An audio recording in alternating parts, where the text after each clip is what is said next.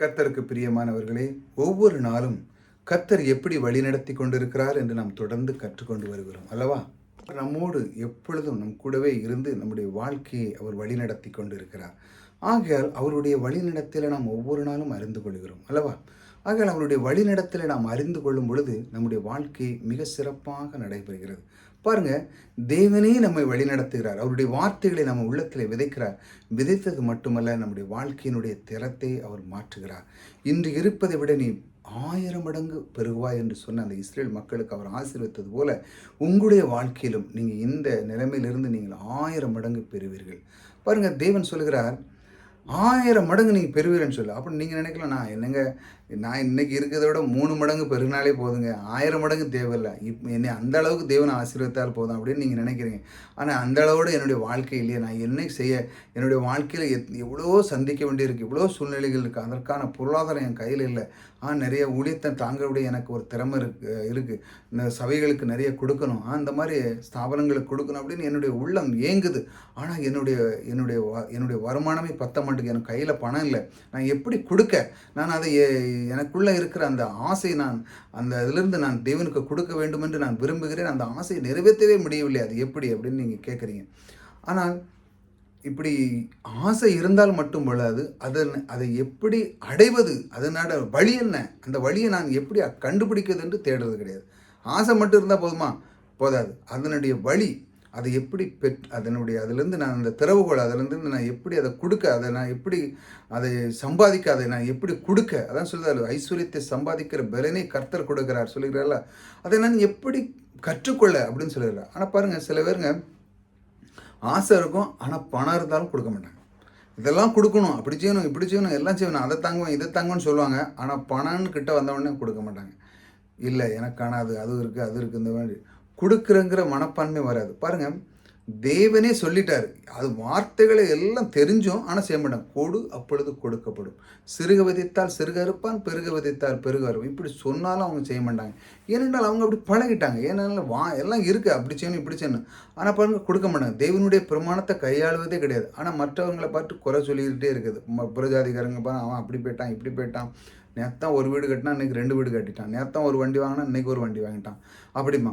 ஆனால் சில பிரமாணத்தின் அடிப்படையில் அது இயங்கி கொண்டு இருக்கிறதுனால அது யார் அந்த பிரமாணத்தை யார் இயக்கினாலும் அது வேலை செய்ய ஆரம்பிக்கும். ஆனால் நம்ம மக்கள் பாருங்கள், இந்த பிரமாணத்தை அறிஞ்சுக்கிட்டதும் செய்யாது, இப்போ நான் சொல்லியும் அதை செய்ய பண்ணாங்க சிலவங்க.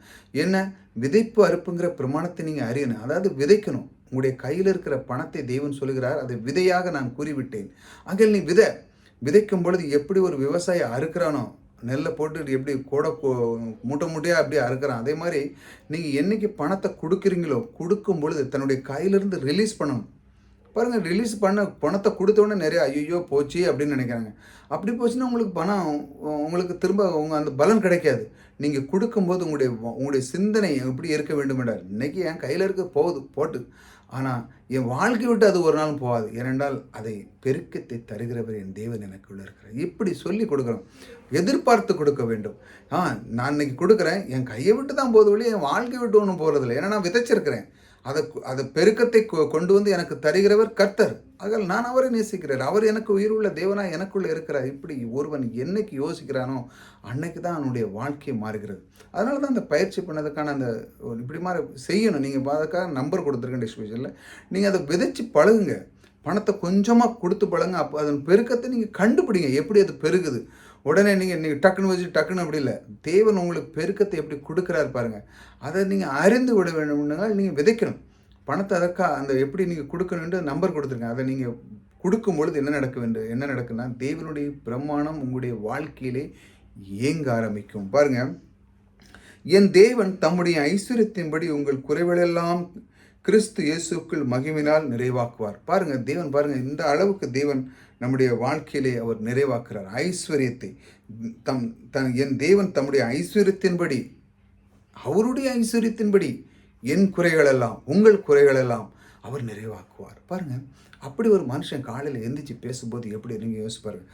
காலையில், ஆண்டவரே உம்முடைய ஐஸ்வர்யத்தின்படி எனக்கு என்னெல்லாம் குறைகள் அதெல்லாம் நிறைவாக்க நீர் இருக்கிற ஆண்டவரே. அப்போ எப்படி அவன் கொடுக்கறதை, அவனுடைய தன்மை அவன் அறிந்திருக்கிறான். அதனால தான் இந்த வார்த்தை வருகிறது பாருங்கள். என் தேவன் தம்முடைய ஐஸ்வர்யத்தின்படி உங்கள் குறைகள் எல்லாம் கிறிஸ்து இயேசுக்குள் மகிமையில் நிறைவாக்குவார். ஒரு மனுஷன் அவர் புரிஞ்சிருக்கிறார், இவன் கொடுக்க ஆரம்பிச்சிட்டான், என்னுடைய தன்மை உனக்குள்ள வந்துட்டு, ஆகையால் நான் இவனுக்கு நிறைவாக்க போகிறேன், இவனுக்கு இன்னும் கொடுக்க போகிறேன், இன்னும் கொடுக்க போகிறேன். அவன் கொடுக்க ஆரம்பிக்க நான் இன்னும் கொடுக்க போகிறேன், இன்னும் கொடுக்குறேன். அவன் 1,00,000 கொடுத்தா நான் இன்னும் 10 லட்ச ரூபாய் டெபாசிட் பண்ண போகிறேன் என்று சொல்லி அவர் உங்களுக்கு கொடுத்து கொண்டே இருப்பார். ஏனென்றால் நீங்கள் என்னைக்கு கையிலிருந்து பணத்தை ரிலீஸ் பண்ணலையோ அன்னைக்கு கிடைக்காது. நீங்கள் என்றைக்கு கொடுக்குறீங்களோ அப்பொழுது தான் தேவனுடைய பிரமாணம் வேலை செய்யும். அதற்காக தான் நம்பர் கொடுத்துருக்கேன், அதிலிருந்து பழகுங்க. அந்த நம்பர் கொடுத்துருக்கேன், கூகுள் பே நம்பர் கொடுத்துருக்கேன், அக்கௌண்ட் கொடுத்துருக்கேன், எந்த நம்பர்லாம் கொடுத்து நீங்கள் அதை பழகும் பொழுது, அதை நீங்கள் அதில் விதைக்கும் பொழுது தான் உங்களுடைய அந்த பலன் உங்களுக்கு கிடைக்கும் பாருங்கள். இப்படிப்பட்ட வார்த்தைகளை தினமும் கேட்கணும், கர்த்தர் எப்படி வழி நடத்துகிறார் என்று. ஆக புதிதாக வந்தவர் சப்ஸ்கிரைப் பண்ணிச்சாங்க, தொடர்ந்து இதை கேட்போம். கர்த்தர் எப்படி வழி நடத்த, எப்படி கொண்டு உங்களுக்கு வார்த்தைகளை கொடுக்கிறார் என்றால் நீங்கள் மிகப்பெரிய பாக்கியவான். அதை பற்றி கொள்ளுங்கள். உங்களுடைய வாழ்க்கையிலே பொருளாதாரத்தை பெருக்கதற்கான ஒரு வழியை கொடுத்திருக்கிறார். அது என்ன வழி? விதைப்பு அறுப்புங்கிற வழி. அந்த விதைப்பு அறுப்பதை பற்றி கொள்ளுங்கள். கர்த்தர் உங்களோடு கூட இருக்கிறார். கர்த்தர் உங்களை ஆசீர்வதித்திருக்கிறார்.